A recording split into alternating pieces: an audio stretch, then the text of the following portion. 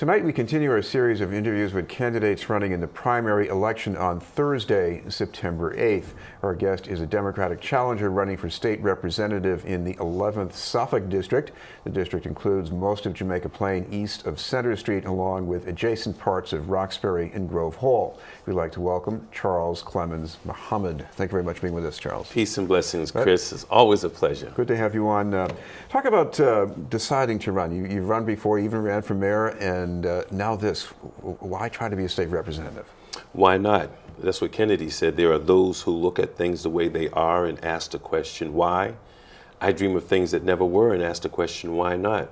I was homegrown right here in Boston, 1961.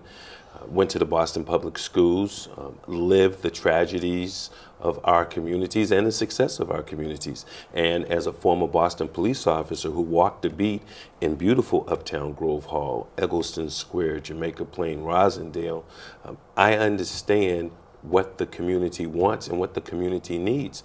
I'm the only candidate that has given his life to protect and serve our community, and I want to continue to serve.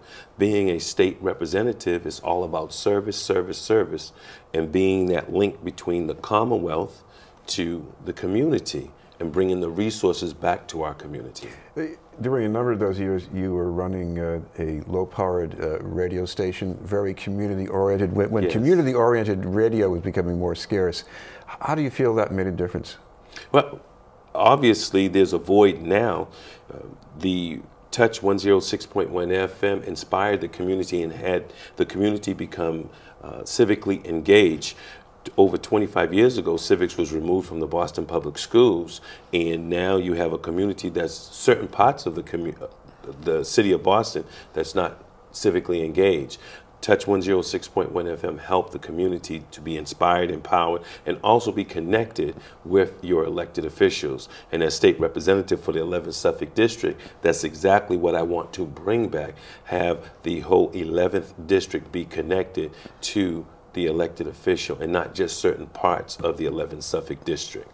I want to ask you about something that intersects with your background in police work. And right now, we're getting a bit more polarized around what the police should be doing. The community has one set of ideas. The police, at least their unions, have another set of ideas about what kind of weapons they carry. What do we do? Well, we first of all, we have to get back to true community policing. Back in the 90s, I was an officer who walked the beat in Roxbury, in Grove Hall, in Jamaica Plain. And community policing is about having officers who love their community, who have that sense of trust with the community trust, and they get out of the cruisers, they walk the beat. And also having those officers who are from the community, that look like the community, that speaks the language of the community. In the 11th Suffolk District, over 70% of the residents are people of color. And of course now we have the idea of having police wear body cameras, and police rank and file, they don't seem to be very receptive to that. Is it worth pushing them to wear those cameras? Of course it's worth pushing. Just like us being recorded is for accuracy. The more eyes that you have on a situation, the more accuracies you have, and then you have the accountability. And you also have those officers, when we take that oath as an officer, it's about integrity. And those cameras can tell you exactly what is happening. Even though we saw the death of Eric Gardner, Freddie Gray, with the eyes, we saw what happened, but we need those residents to be part of a civilian review board along with the police officers. So it's a great thing to have body cams. And I applaud Shakira and Shagun Idawu, who came up with that idea. Also, this intersects with opportunities for young people, or the lack of opportunities, and of course, we've been looking at education, what that means. We've heard about cuts in the schools in Boston. It's a city-level decision, but what can a state rep do about that? Well, again, we have our pulpit. State representatives write laws, write policies, change laws, change policies, and then as a state representative, you have that relationship with local elected officials, and you can definitely influence. You know, it's appalling that we just had the students doing these walkouts because they didn't want budget cuts to happen. And for the past cycles, there have been the increase of $30 million to go to the Boston Public Schools. I find it appalling that the City Council would vote 9-4 to cut that funding from $30 million to $18 million. It doesn't make any sense. It's not rocket science to do the right thing, and it's a slap in our children's faces. Our children may only be 30% of the population, Chris. However, they're 110% of the future and now. Of course, another issue in this district, especially around areas like Eggleston Square, is the cost of housing going way up. And again, it's not something you legislate necessarily, but how can the state rep do something about that? Well, we educate the community. We could start with taxes. The taxes are too high in our communities. We pay a tax. However, you look at the colleges and the universities, they own so much land, so much property, Chris, in the Commonwealth. They don't pay taxes at the rate that we pay taxes. Actually, they're saving $55.5 billion a year in taxes. So who you think makes up the difference in the taxes? You and I make up the difference, whether it's being a homeowner or paying rent.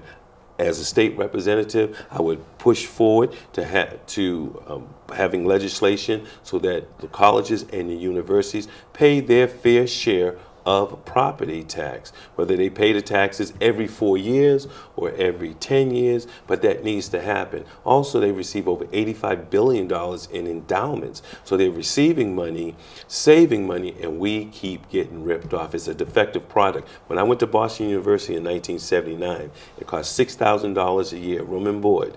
And they guaranteed when you graduated after 4 years, you had a job making $24,000 or more. That's a great product. The product that we have now is defective.